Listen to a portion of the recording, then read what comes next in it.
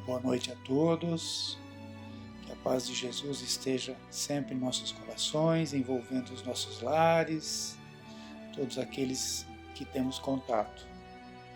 Vamos ver hoje do Livro dos Espíritos, por Allan Kardec, no livro 2º, capítulo 4, Pluralidade das Existências. É o item da reencarnação. Questão 166. Kardec pergunta aos espíritos: a alma que não atingiu a perfeição durante a vida corpórea, como acaba de depurar-se? Sabemos que em uma vida, aprendemos, que em uma vida não conseguimos corrigir todos os nossos defeitos, as imperfeições, conquistar tudo aquilo que o espírito tem para conquista pela frente. E em uma encarnação isso é impossível se realizar. Então ele pergunta, se a alma que não atingiu a perfeição durante a vida corpórea, como que ela acaba de depurar-se? Aí eles respondem, os espíritos superiores respondem, submetendo-se à prova de uma nova existência. A questão 166A. Como ela realiza essa nova existência? Pela sua transformação como espírito? Eles respondem, ao se depurar, a alma sofre, sem dúvida, uma transformação. Mas para isso necessita da prova da vida corpórea. É uma questão também que muitos fazem. Por que precisamos retornar à matéria, ao corpo físico, viver novamente na matéria, sofrer as provas aqui na matéria? Não poderíamos continuar como espíritos apenas, sem retornar à matéria? E é isso que ele pergunta, ao se depurar, eles respondem, na verdade. Ao se depurar, a alma sofre, sem dúvida, uma transformação. Mas para isso necessitamos da prova na vida material, na vida corpórea, como se fosse uma aceleração da nossa purificação, da nossa melhoria. As provas da vida material, elas aceleram esse processo. Aí a questão 166B. A alma tem muitas existências corpóreas? Respondem os espíritos, sim. Todos nós temos muitas existências. Os que dizem o contrário querem manter-vos na ignorância em que eles mesmos se encontram. Esse é o seu desejo. Então vejam que eles respondem e se incluem nas respostas também. Sim, todos nós temos, quer dizer, os próprios espíritos superiores também se incluem, também muitos retornam, reencarnam, A gente vê muitas literaturas, na literatura espírita, muitas biografias de espíritos que hoje já se encontram mais depurados, mais evoluídos que nós, e que passaram também por muitas reencarnações na matéria. Então vejam que eles dizem, nós temos muitas existências. A questão 166C. Parece resultar deste princípio que após ter deixado o corpo, a alma toma outro. Dito de outra maneira, que ela se reencarna em novo corpo.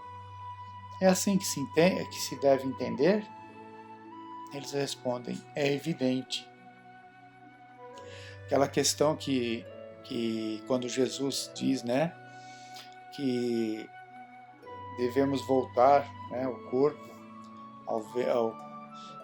quem devemos renascer de novo, e Nicodemos, aquela passagem que tem Nicodemos não entende aquilo e pergunta para ele, como que ele, sendo um homem adulto, como que ele voltaria ao ventre da mãe? Como que ele poderia voltar ao ventre da mãe sendo um homem adulto? Essa incompreensão que muitos têm como, né? Como voltaremos à reencarnação? Só que aprendemos dentro do espiritismo, dos estudos espíritas, das explicações, que quem volta é o espírito. O corpo é como uma vestimenta, trocado, temos um novo corpo, renascemos, reencarnamos na formação de um novo corpo. O corpo antigo se decompõe, né? Biologicamente, aí se decompõe a sua matéria e se renova, na verdade, o espírito, tendo um novo corpo a cada encarnação. É isso que não se entendia e muitas vezes, hoje em dia mesmo, quem não estuda o espiritismo, quem não se propõe a entender um pouco mais, a se aprofundar um pouco mais, não compreende como se dá a reencarnação. Basta lembrarmos, né, que aquela situação que acontecia no Egito, com os faraós, com a mumificação, guardava-se-lhe o corpo, faziam-se ali as múmias, aguardando o retorno, que aquele corpo viria um dia a renascer, né? Uma incompreensão completa de como se dá a reencarnação.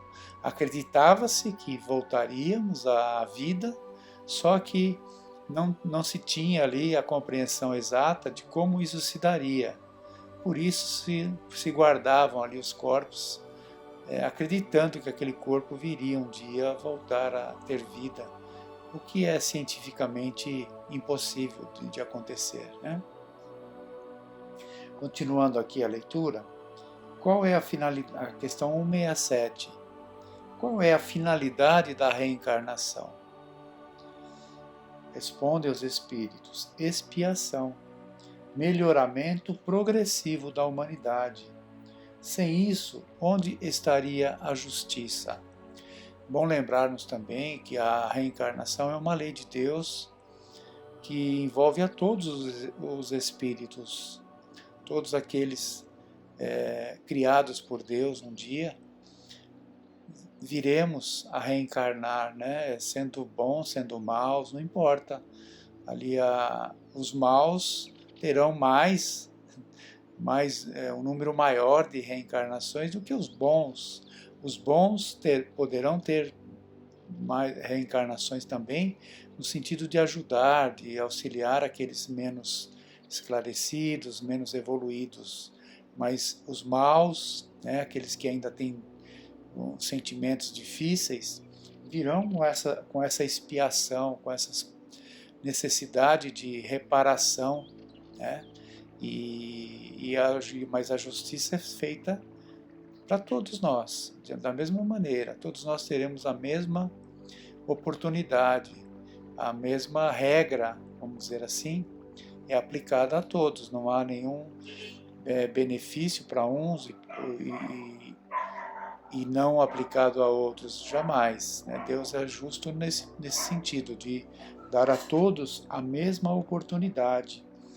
Basta quem aproveitar as oportunidades de uma forma mais produtiva, terá uma evolução mais rápida, terá uma evolução mais ali direcionada ao seu melhoramento, à sua pureza, ao seu progresso. A questão 168, olha, é justamente sobre o que acabamos de falar. O número das existências corpóreas é limitado ou o espírito se reencarna perpetuamente? Aí eles respondem: a cada nova existência o espírito dá um passo na senda do progresso. Quando se despojou de todas as impurezas, não precisa mais das provas da vida corpórea. Vejam, a cada existência, a cada reencarnação, deveríamos dar um passo à frente do progresso. O que acontece muitas vezes é que estacionamos, ficamos no mesmo ponto, não evoluímos, não damos um passo sequer adiante. E aí vai se estendendo esse número de reencarnações dessas existências, vai se acumulando, vamos tendo que ter voltar mais vezes aqui para corrigir, ao passo que aqueles que já entendem e se adiantam e progridem, evidentemente, o número de reencarnações para eles será menor, né? Porque eles estão mais adiante daqueles que não entendem ainda. E aí, só para concluir aqui, a última questão. 169. O número das encarnações é o mesmo para todos os espíritos em geral? Aí, do que aquilo que nós já conversamos, já podemos deduzir a resposta, né? Sem mesmo ler a resposta, a gente já pode compreender que o número das encarnações, se o número das encarnações é o mesmo para todos os espíritos, né? Podemos entender que se uns vão mais rápido, outros vão mais lentos no progresso, né? Claro que o número de encarnações não será o mesmo para todos, não será igual para todos. Vamos ver a resposta dos espíritos aqui, olha. Não. Aquele que avança rapidamente se poupa de provas. Não obstante, as encarnações sucessivas são sempre muito numerosas, porque o progresso é quase infinito. Então, olha só, que resposta, hein? Temos que entender muito bem essa resposta. Então, o número de encarnações não é o mesmo para os espíritos. Então, aquele que avança rápido passa pelas provas mais rapidamente.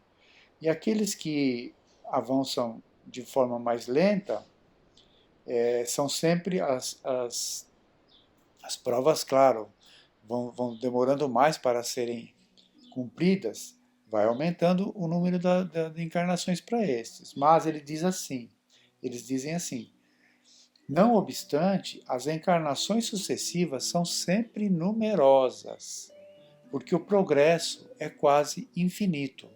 Então, quanto mais se progride o espírito, mais ele quer, mais ele atinge a condição, a conquista de progressão maior. Temos que entender isso, que são conquistas que fazemos. A cada conquista podemos dar um novo passo, melhorar aquele ponto em que estamos, e assim sucessivamente, até quase o infinito. Vejam o quanto temos pela frente ainda para progredir, para melhorar, e isso só pode ser feito, só se dá com as reencarnações. Só o Espiritismo nos dá essa confiança, esse entendimento.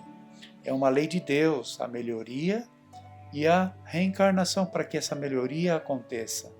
Mas sempre temos que lembrar da nossa vontade, temos que ter a nossa vontade à frente de tudo para que essas conquistas possam acontecer.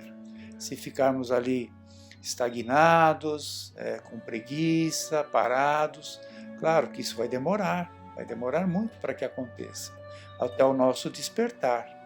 E aquele que já despertou, que já entende isso, quanto mais ele progride, mais ele conquista o direito de progressão, de conhecer novas coisas, de novos entendimentos, e é assim que se faz o progresso, né? Então, benditas respostas desses espíritos, né? Amigos que um dia nos esclareceram e que hoje estamos aí tentando entender isso e colocar em prática. Que Jesus nos abençoe sempre, que Deus nos dê sempre esta boa vontade de aprender, de entender, de estudar e principalmente de colocar em prática na nossa vida esses ensinamentos. Que Jesus nos abençoe e possa nos dar sempre uma boa semana, muita paz a todos.